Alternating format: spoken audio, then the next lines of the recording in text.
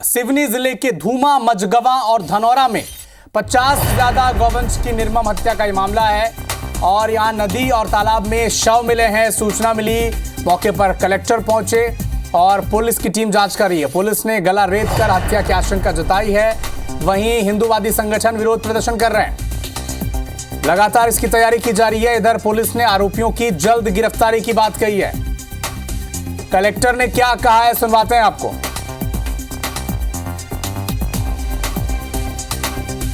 हमारे सहयोगी विजेंद्र पांडे इस खबर पर हमारे साथ लाइव जुड़े हुए हैं। विजेंद्र, बड़ा ही संवेदनशील ये मामला है, अभी क्या अपडेट है और आपके साथ जो लोग खड़े हैं क्या कुछ कह रहे हैं, बताएं हमें।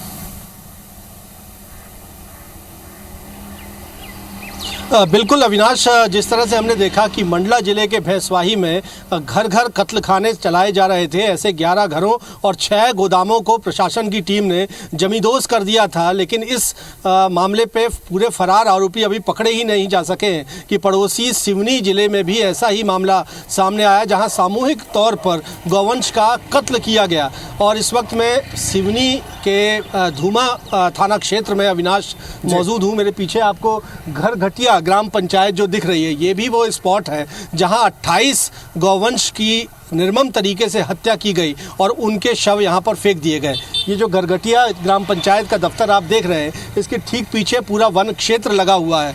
इसी वन क्षेत्र में लावारिस तौर पर शव जो है वो फेंके गए और 28 गौवंश के शव यहां पर बुरी अवस्था में मिले, जो देखकर ही समझा जा सकता है कि उनका बेदर्दी से कत्ल किया गया है और उनके शव यहां पर फेंक दिए गए। इस वन क्षेत्र में यहां पर ये जो शव बरामद हुए हैं, सबसे बड़ी बात यह है कि इसके आसपास यानी वन क्षेत्र में कोई आबादी का स्थान नहीं है। सबसे नज़दीकी जो गांव है वो गरघटिया है, जहां पर इस वक्त मैं मौजूद हूं। तो सबसे बड़ी बात यह है कि वो कौन लोग थे जिन्होंने आकर चोरी छिपे यहां पर गौवंश के शव फेंक दिए। चूंकि लोगों का ऐसा यहां पर कहना है कि कत्लेआम संभवतः यहां नहीं किया गया है और उनको लाकर यहां पर फेंका गया है। गरघटिया गांव के लोग भी हैं अविनाश हमारे साथ, जिनके दिलो दिमाग में इस घटना को लेकर खासा आक्रोश है। किस तरह की कार्रवाई आप चाहते हैं और आपको क्या लगता है आसपास कौन वो संदिग्ध हैं जो ऐसा कर सकते हैं?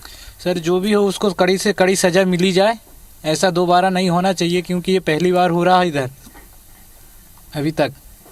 कोई वाहन आपने आता देखा जिसने यहाँ पर गौवंश के शव फेंके हों?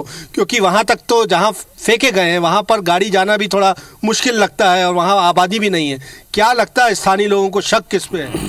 सर, अब तो शक तो किसी में नहीं। वहाँ तो पैदल ही ला सकती सर, वहाँ कोई गाड़ी जा सकती है ना कोई मोटरसाइकिल भी नहीं जा सकती सर, क्योंकि इतना जगह पे है, वो गड्ढे पे है। और प्रशासन से क्या मांग कर रहे हैं? सरकार से आप लोग क्या मांग कर रहे हैं? इस तरह से गौवंश का वध किया गया है, क्या उसका सिर्फ हत्या ही होना चाहिए सर, उसको सजा से सजा कड़ी मिलना चाहिए।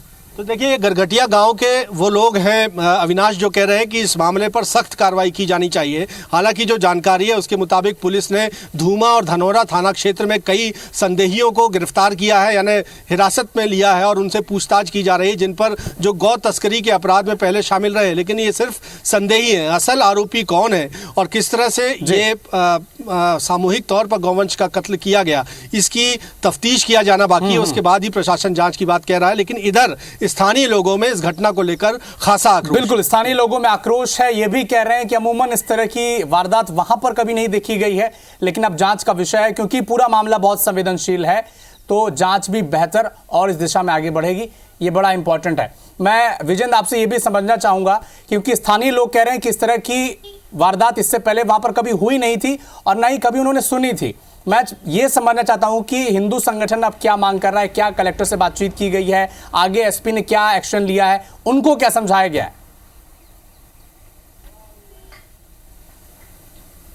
जी हाँ, जो तमाम हिंदूवादी संगठन हैं उन्होंने उग्र आंदोलन की इस मामले पर चेतावनी दी है और आज संभवतः शाम तक यहाँ सिवनी जिले में इस तरह के आंदोलन नज़र भी आ सकते हैं। प्रशासन की ओर से उन्हें सिर्फ ये आश्वासन दिया गया है कि तमाम जो संदेही हैं उनको बाउंड ओवर उनको हिरासत में लिया गया, पूछताछ की जा रही। जो सूत्र बता रहे हैं तकरीबन 60 से 70 संदेहियों को पुलिस की टीम ने धूमा और धनौरा थाना क्षेत्र में हिरासत में लिया है। उनसे सख्ती से पूछताछ की जा रही है। ऐसे ये वो लोग हैं जो गौ तस्करी के अपराध में कहीं ना कहीं शामिल रहे हैं। तो इनसे पूछताछ के बाद ये लिंकेज पता चलेगा, कुछ बैकवर्ड लिंकेजेस होंगे, कुछ फॉरवर्ड लिंकेजेस होंगे, पता चलेगा कि आखिर ये इतनी बड़ी तादाद में गायों को तस्करी करके कैसे लाया गया था और उसके बाद कत्ल कहाँ किया गया। क्योंकि जो शव गौवंश के दिख रहे हैं वो तकरीबन 1 से 2 दिन पुराने नज़र आ रहे हैं। तो ये हत्या कहाँ की गई, कब की गई और किस तरह से इन साक्ष्यों को छिपाने के लिए वहाँ धनौरा थाना क्षेत्र में वैनगंगा नदी में गौवंश के शव बहा दिए गए और उधर धूमा थाना क्षेत्र में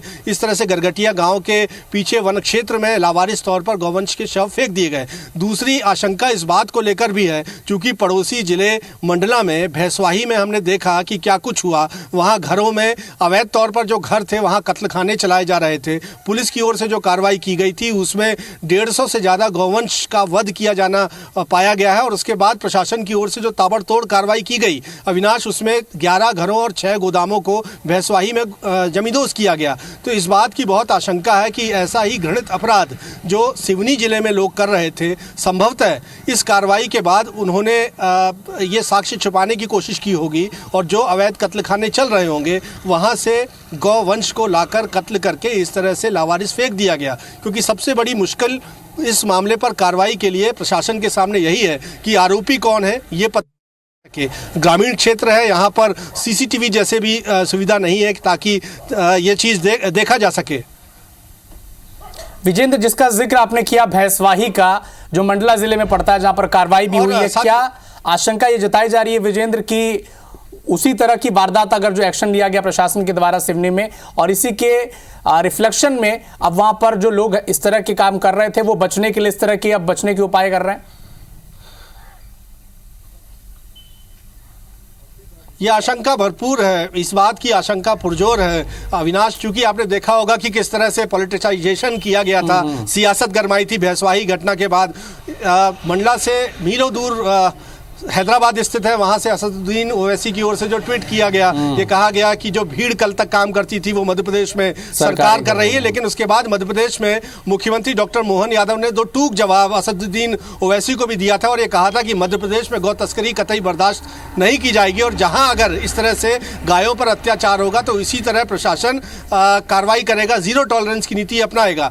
तो ये संदेश जो था वो मुख्यमंत्री से सूबे के मुखिया ने ही सीधे दे दिया था कि जो अंजाम भैंसवाही में गौ तस्करों का हुआ वही बिल्कुल जो मंडला के भैंसवाही में हुआ था कमोबेश उसका रिफ्लेक्शन देखने को मिला। जिस तरह से एक्शन भी लिया गया, 11 घर तोड़े गए, सियासत शुरू हुई और अब सिवनी में 50 से ज्यादा गौवंश की हत्या कर दी गई है।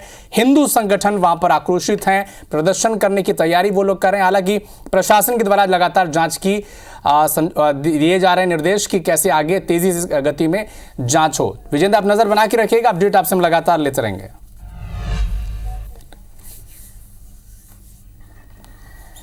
तो सिवनी का ये गांव जहां पर 50 गौवंश के हत्या आया है और लगातार इसके बाद इलाके में सनसनी फैल गई है। प्रशासन की टीम वहां पर पहुंची है, कलेक्टर से लेकर एसपी और पूरी प्रशासन का जो अमला है वो वहां पर मौजूद है।